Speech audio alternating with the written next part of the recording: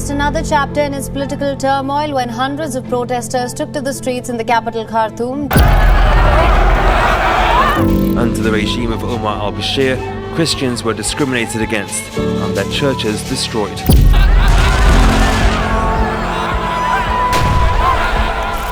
Sudan's military has overthrown and arrested President Omar al-Bashir. Should be a military dictator who didn't have the decades to rebel.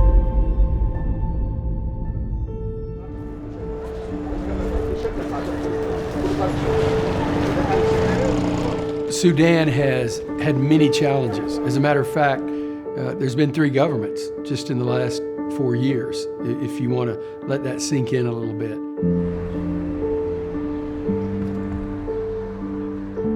Unfortunately, still in some part of Sudan, there's a tribal conflict, there's violence. We cannot deny that. You look at the economics, you look at the government stability, you look at extremists, and then you put religion in the mix. It becomes the driving fuel of those that would be the most extreme.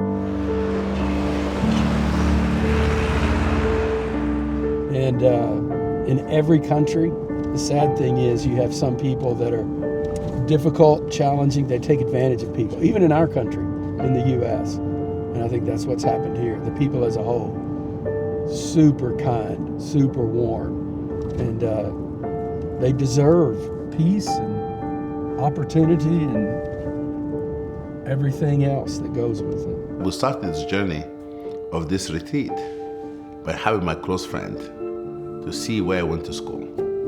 This is very emotional because I have not come back to school since I left it. A great memory because I grew up here and I lived nearby here.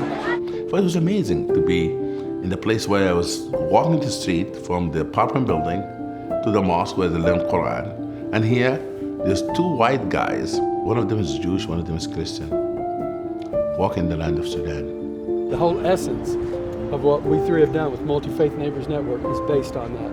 If you can get the cleric to reach out to the person of the other faith, build that bridge. Get to know them. That's right. Then it changes everything. Changes what they say in the pulpit about what the other religion is.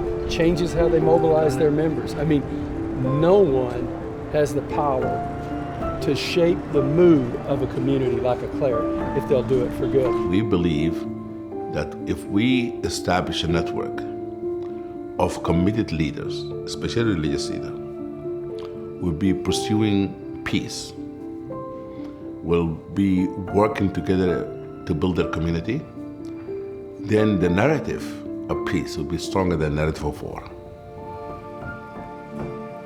We are at Khartoum, Sudan. We're where the white Nile and the blue Nile come together. And it's the meeting of the waters with pastors and imams. This conference is so groundbreaking here in Sudan. It is rare that Christian leaders and Muslim leaders have the opportunity to actually sit down, get to know each other as people. This is the first time they've had a women's track. I think it's very important to bring women on board with this work because I think women are better influencers. They have such a unique role in society that their voices matter. And with us being intentional and including them, we're telling them that you do have the power. I think it's very important for us to have in this movement and women leaders. And I'm very happy to have the women participate in this workshop. To me, as a practical theologian, this is an extremely important conversation. Christians, Muslims, and Jews need to be able to come together and have conversations about real issues, real things. I'm excited about it because I want to see Sudan, a country that I love, the country that I have seen the beautiful qualities of its people. I wanted to see a peaceful country. We want to build these bridges of peace, and we want it to be so that it goes from generation to generation and it continues. I would say my dream for Sudan is stability. I want to see it be a stable country. And you can't ignore religion and it be stable, especially when religion is blamed for destabilizing it. So my dream is that we're putting our finger on one of the most difficult problems in the country, but we're going to help move that needle. And right now, even as we film this, they're sitting down the hall, Christian and Muslim together, building plans, literally on paper, building plans with dates and times for an action plan for how they're going to serve in their city. Because you see, it's about to stand your principle, do your work, focus, and leave the rest to God. And for my first time to see such people interacting, Muslims and Christians, I can't believe it. It is first time for us in Sudan to see the Muslim leaders, Imam, and then the pastors coming together.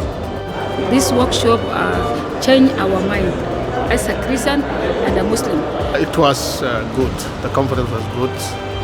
And then it helped us to live in peace, inshallah.